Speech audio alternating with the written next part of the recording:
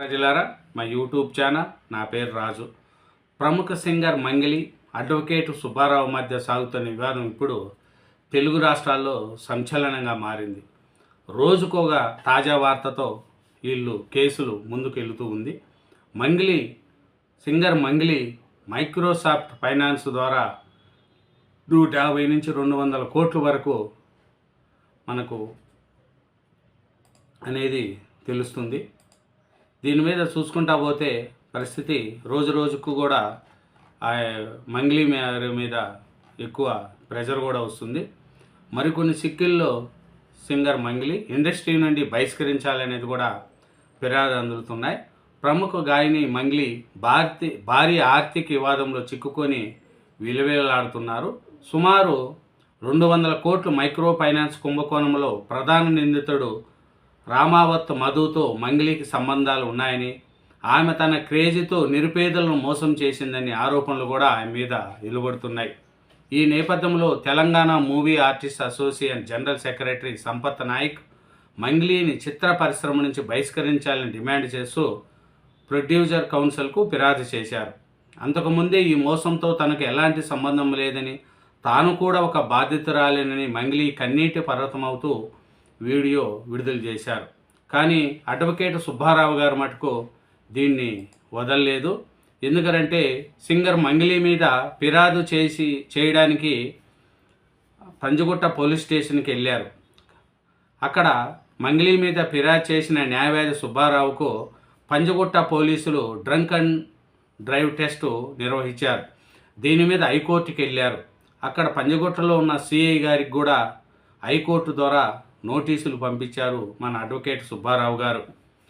ఈ వివాదం అలా ఉంటేనే మంగ్లీ దీంట్లో ఇన్వాల్వ్మెంట్ అయిందని, దీని మీద పోలీసులు మేము చట్టం ప్రకారం తీసుకున్నాము, అతను తాగి రావడం వచ్చాడని డౌట్తో చేశామని పోలీసులు చెప్పుకోవడం, సుబ్బారావు గారు దాని మీద ఏ చట్టంలో ఉంది, నేను ఫిర్యాదు చేయడానికి వచ్చిన నా మీద ఈ డ్రంకన్ డ్రైవ్ టెస్ట్ చేయమని ఎవరు చెప్పారు, నేనేమన్నా వాహనం నడుపుతున్నానా, నేనేమన్నా వెహికల్లో వచ్చానా, నడుచుకుంటూ వచ్చిన నా మీద చేయడం ఏంది అని సుబ్బారావు గారు ఇట్లా పోలీసులు మేము చట్టం ప్రకారమే వ్యవహరించాము అని పంజగుట్ట సిఐ రామకృష్ణ గారు చెప్తున్నారు. వీళ్ళిద్దరి మధ్య వివాదం అలాగే కోర్టులో పిటిషన్ ద్వారా నడుస్తుంది. అయితే సింగర్ మంగ్లీ గారు మటుకు నాకు ఎటువంటి సంబంధం లేదు, నేను ఏ తప్పు చేయలేదు అనేది సింగర్ మంగ్లీ గారు చెప్తున్నారు. అయితే చూస్తే ఈ ప్రముఖ జానపద సినీ నేపథ్య గాయని మంగ్లీ, ఆయన పేరు సత్యవతి రాథోడ్ చుట్టూ వివాదాలు ఉచ్చు బిగిస్తుంది. తన గాత్రంలో కోట్లాది మంది అభిమానులు సంపాదించుకున్న ఆమె ఇప్పుడు తీవ్రమైన ఆర్థిక నేరాలు కూడా ఎదుర్కోవడం టాలీవుడ్లో చర్చనీయాంశంగా మారింది. ఈ మైక్రో ఫైనాన్స్ పేరుతో జరిగిన భారీ కుంభకోణంలో ఈమె పేరు వినిపించడమే కాకుండా ఏకంగా ఆమెను చిత్ర పరిశ్రమ నుండి బహిష్కరించాలనే డిమాండు తెరపైకి రావడం కూడా సంచలనం సృష్టించింది. ఏమి మైక్రో ఫైనాన్స్ అంటే ఏమిటి, ఏమి జరిగింది, ఈ 150 కోట్లేంది, 200 కోట్లేంది అనేది కూడా ఒకసారి చూసుకున్నాం. ఎందుకంటే అడ్వకేట్ సుబ్బారావు గారు బాధ్యతల ద్వారా బాధ్యతలను తీసుకొచ్చి ఆయన బాధ్యత సైడ్ మాట్లాడుతున్నారు. దీంట్లో సింగర్ మంగ్లీ గారు ఉన్నారా లేరా అనేది ఆయనకే చెప్తుంది. నాకు సంబంధం లేదు, నేను దాంట్లో లేను అంటుంది.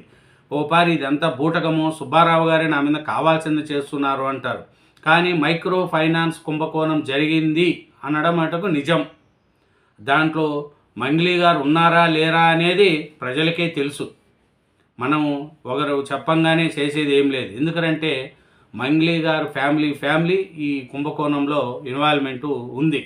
ఈ మైక్రో ఫైనాన్స్ కుంభకోణం ఏమి అనేది కూడా ఒకసారి చూసుకుంటే, ఈ వివాదానికి కేంద్రం Gokula Nandan infra India private limited, Subhachetra project సంస్థలు సినిమా ఫైనాన్సింగ్ ద్వారా నెలకు 3 నుండి 5% వరకు భారీ లాభాలు ఇస్తామని నమ్మించి దాదాపు 150 కోట్ల నుండి 200 కోట్ల వరకు వసూలు చేశారని ఆరోపణలు. చూడండి, మీకు ఈ అన్ని పెట్టుబడులు పెడతాను, దీని ద్వారా మీకు ఈ ఫైనాన్స్ ద్వారా 3 నుండి 5% వరకు భారీ లాభాలు వస్తాయని దాదాపు 150 కోట్ల నుంచి 250 కోట్ల వరకు వసూలు చేశారు అని ఆరోపణలు. ఈ కేసులో ప్రధాన నిందితుడు రామావత్ మధును శుక్రవారం సైబరాబాద్ పోలీసులు అరెస్టు చేశారు. మంగ్లీకున్న క్రేజ్ను వాడుకొని నిరుపేదల నుండి పెట్టుబడులు సేకరించినట్లు ప్రాథమిక విచారణలో తేలింది. ఈ రామావత్ మధు నాకేమీ తెలియదు ఎవరో అని చెప్పిన మంగ్లీ ఇప్పుడు ఆయన చేస్తే నేనేం చేద్దును, నాకేం సంబంధము అని చెప్తుంది. ఈ కుంభకోణం చూస్తే ఇంకా హైకోర్టు అడ్వకేటు సింగపోగు సుబ్బారావు బాధ్యతల తరపున మంగ్లీపై తీవ్ర ఆరోపణలు చేశారు. తన క్లయింట్ల నుండి సుమారు 10 కోట్లు వసూలు చేయడంలో మంగ్లీ, ఆమె తమ్ముడు శివ ప్రమేయం ఉందని ఆయన ఫిర్యాదు చేశారు. చూడండి, తన క్లయింట్ ద్వారా 10 కోట్ల వరకు వసూలు చేశారు. దీంట్లో మంగ్లీ, ఆమె తమ్ముడు శివ ప్రమేయం ఉందని ఫిర్యాదు చేశారు. స్టార్డమ్ను ఉపయోగించి ప్రజలను మోసపూరిత స్కీమ్లోకి ఆహ్వానించారని, బాధ్యతల తరపున డబ్బు అడిగితే తనను బెదిరించారని సుబ్బారావు గారు పేర్కొన్నారు. ఈ నేపథ్యంలో పంజగుట్ట పోలీస్ స్టేషన్లో మంగ్లీపై అధికారికంగా కేసు నమోదైంది. ఇది చూసుకుంటా పోతే మంగ్లీ గారికి ఇది 150 కోట్ల నుంచి 200 కోట్ల మధ్య జరిగిన ఈ మైక్రో ఫైనాన్స్ అంటే మీకు మేము ఇండస్ట్రీ పెడుతున్నాము, దీని ద్వారా మీకు 3 నుంచి 5% వరకు ఇంట్రెస్ట్ వస్తుంది నెల నెల అని అందరి దగ్గర డబ్బులు వసూలు చేసి ఈ వ్యవహారంలో నాకేం సంబంధం లేదని సింగర్ మంగ్లీ గారు చెప్తున్నారు. మంగ్లీలో వాళ్ళ తమ్ముళ్ళు కానీ వాళ్ళ కుటుంబంలో కానీ ప్రమేయం ఉందని, మేము మంగ్లీ దాన్ని చూసే మేము డబ్బులు పెట్టుబడి పెట్టామని అనేది కూడా బాధ్యతలు చెప్తున్నారు. దీని మీద కూడా బాధ్యతలు న్యాయం చేయాలని మన అడ్వకేట్ సుబ్బారావు గారు బాధ్యతల తరపున పోరాడుతున్నారు. అట్లాంటి బాధ్యతల తరపున పోడుతున్న సుబ్బారావు గారికి పంజగుట్ట పోలీసులు కూడా అవమానపరిచారనేది కూడా సుబ్బారావు గారు బాధపడుతూ తన ఆవేదన కూడా వెల్లబరిచారు. నేను కంప్లీట్ ఇవ్వడానికి వస్తే నాకు డ్రంక్ అండ్ డ్రైవ్ టెస్ట్ పెడతారు, నేనేం తప్పు చేశాను, నేనేమన్నా బండిలో తిరుగుతున్నానని సుబ్బారావు గారు కూడా సిఐ గారి మీద బాధపడుతూ అతని మీద కూడా మేము యాక్షన్ తీసుకోవాలని హైకోర్టులో కూడా కేసు వేస్తానని సుబ్బారావు గారు చెప్పడం, కేసు వేయడం, తర్వాత సిఐ గారికి నోటీసులు రావడం కూడా జరిగిందని సుబ్బారావు గారి ద్వారా తెలుస్తుంది. ఇంకా చూసుకుంటే దీని మీద సింగర్ మంగ్లీ గారి మీద Telangana movie artist association general secretary Sampath Nayak ఘాటుగా స్పందించారు. ఒక సెలబ్రిటీ హోదాలో ఉండి నిరుపేదల రక్తాన్ని పిండి వసూలు చేసిన సొమ్ముతో సంబంధం కలిగి ఉండడం ఆపేచేయమని ఆయన మండిపడ్డారు. బాధ్యత నిరుపేదలకు పూర్తి స్థాయిలో న్యాయం జరిగే వరకు మంగ్లీని చిత్ర పరిశ్రమ నుండి బహిష్కరించాలని డిమాండ్ చేశారు. ఈ మేరకు ప్రొడ్యూసర్ కౌన్సిల్కు అధికారికంగా ఫిర్యాదు చేస్తూ ఆమెను సినిమాల నుండి పక్కన పెట్టాలని కూడా కోరారు. చూడండి, వివాదం ముదరడంతో మంగ్లీ సోషల్ మీడియా వేదికగా కన్నీటి పర్వతం అవుతూ ఒక వీడియో విడుదల చేశారు. మైక్రో ఫైనాన్స్ అంటే ఏమిటో కూడా తనకు తెలియదని, రమావత్ మధుతో తనకు కేవలం సామాజిక కార్యక్రమాల్లో మాత్రమే పరిచయం ఉందని ఆమె స్పష్టం చేశారు. ప్రజల డబ్బు పోగొట్టుకుంటే నేను నా జీవితకాల కష్టంతో సంపాదించిన గౌరవాన్ని పోగొట్టుకున్నానని ఆవేదన వ్యక్తం చేశారు. అంటే పేదోళ్ళు డబ్బు పోగొట్టుకున్నారు, నేను గౌరవాన్ని పోగొట్టుకున్నా అంటాను. డబ్బుకు గౌరవానికి తేడా ఉంది మంగ్లీ గారు. ప్రజల సొమ్ము 10 లక్షలు సంపాదించాలంటే ఎన్నో రోజులు పడతాయి, సరేనా? నువ్వు గౌరవాన్ని ఏం పోగొట్టుకోలేదు, నీ వల్ల కూడా బాధ్యతలు మోసపోయారు, నీ పేరు చెప్పుకొని వాడుకున్నారు.